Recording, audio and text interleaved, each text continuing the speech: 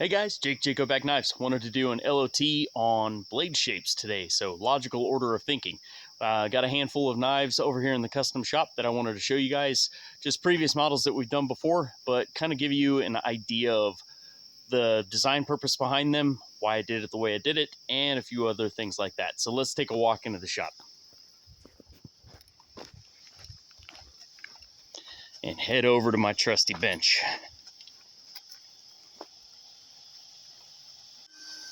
All right, so we made it to the trusty bench. So just going over a few of the different knife models that we have here. They all kind of had a varying blade shapes and stuff. Some of them, I don't even know what you call it, but I'll give you the LOT on, my design practicality, I guess, for the best way to put that. The reason why I did it the way I did it, so you guys can kind of have a better understanding of my thought process behind it. So we have a few prototypes in here. Obviously, you'll see the Tusk. This one will be available here in a couple of weeks, so check that out on the website. We got it up now. Got the Tactical Toucan, our folding Karambit. That is prototype. And then we have the Sakari prototype. You guys are probably familiar with Sumo, the Quayback, the One Sam, and the PS2 axe. So I'll give you kind of a rundown of how it all works. So with folders and fixed blades, there's really no difference other than the size of the knife, and oftentimes fixed blades and folders are the same size. So it's not so much the size of the blade. The blade shape plays a big factor in what you're going to use it for, how we sharpen it, and whether it's more of a offense-defense style blade or if it's more of a utility style blade. So obviously, recurves are typically offense-defense kind of blade. On the axe, I went with a little bit of both. Obviously, a spike is going to be an offense-defense type of thing. The forward spike on the bevel here is probably going to be more or less for offense-defense, unless you're splitting coconuts. Some of you guys in Malaysia, maybe you're doing that in Hawaii. But the rest of this bevel on this axe, so let's start with the axe. The rest of the bevel here, the main bevel portion, is mainly utilitarian. So you can choke up on this and carve. You can also look at the serrations here. Let me line this up with the camera. The way this is striated, I think, is the proper term for that. Basically, it's scallop height when you machine the bevels. This is finer than the upward portion. And the reason that these are angled down is to help guide the blade while cutting. So when you're making a cutting movement, these are helping keep the blade into the cut so you don't get glancing blows and potentially cut your leg or what have you, or something you didn't intend to cut. The upward ones are more for thrusting or, cramming into something very hard like a skull or a coconut. Same thing with a spike. So that's kind of the LOT on that. This is primarily offense-defense tool, but some utility to it. I'd like to have a little bit of usefulness for both, but, my saying is, if you need a crowbar, use a crowbar. You don't want to use a Swiss Army knife. Swiss Army knife makes a terrible crowbar. It's sometimes passable as a crowbar, or a screwdriver for that matter. I'd rather have a screwdriver than a Swiss Army knife or a Leatherman. It's just, intended tool for the purpose. So Sakari, this obviously is offense-defense style tool. Not much utility in that blade shape. If you choose to do so, chances are you're going to break the tip pretty quick. If you take a look at that tip, it's ridiculously thin. And something I did fairly unique on this is a very traditionally Persian or Hebrew style blade shape that are typically forged. This is machined with a raised boss down the center instead of a hollow fuller. So this fuller is actually raised to strengthen the blade. So it starts out at 5/32 seconds and thins to this very ridiculously fine tip.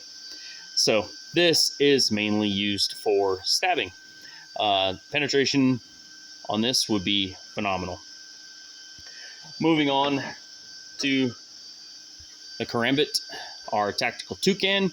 Again, offense-defense style weapon. Utility definitely a secondary thought there. Not that it couldn't be used for it, but it's not really utilized directly for that.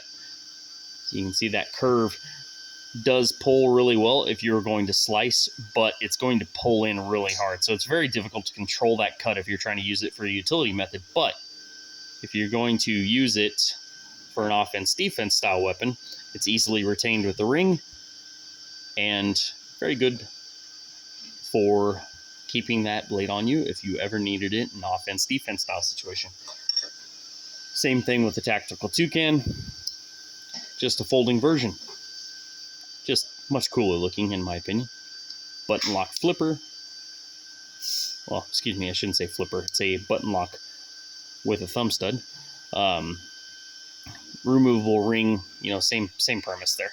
So staying with that, moving into the Sumo, much more utility.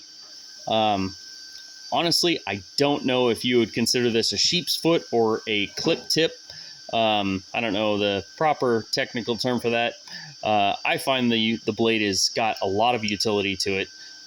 You get a fairly long blade for the size of the handle, which is nice because you can really stack it into that frame. And it's a nice wide fat blade with a thin grind. So makes for very good slicing. Moving on to the Hoback that we all well know and love. This is a gray SureTouch 1. I really like the SureTouch, by the way. The grip on this is phenomenal compared to titanium. I've really been enjoying that. But, you know, the traditional Japanese style Tano. So something you guys may not know, this traditional Japanese style Tano, some of the reason why I've really enjoyed using a blade shaped like this is because you have this secondary tip, so to speak. So when you go to open a box, you can cut with this portion and you have less opportunity of stabbing the tip in and cutting whatever contents are within the box. So really like that. Utility wise, it's actually a very utilitarian style blade shape. Traditionally in Japanese culture, obviously it's used as a weapon, but you know, in our culture, it's not really something that's heavily utilized. So utility wise, this Japanese style Tano actually has got a lot of utility to it. So moving on to the One Sam. It's a pretty new knife that we put out a couple months back. This is like the epitome of utility blade that everybody knows and loves across the world. That upswept with a swedge. It's a thin grind, but it's not super tall, so it still leaves a fair amount of meat, but that swedge thins it out and makes it lightweight. We take edges down to 15 thou, final edge before sharpening, so that makes them very slicey, as I'm sure y'all know and love about our knives.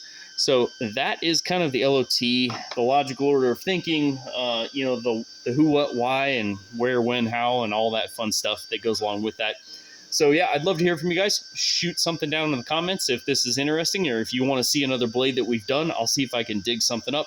Again, some of these knives you'll be able to get up on our website. I think we've got some One Sams. The Tusk is available. The Sakari is still prototype phase. Tactical Toucan should be available in a few months. I think we might have a few Hobacks up for sale and some PS2s. Sumos are discontinued at this point. We ran several sprint runs of these, but you can probably find them at several of our dealers. So check it out, guys. Our website is www.jhobackknives.com. Thanks for watching. Subscribe down below. Thank you.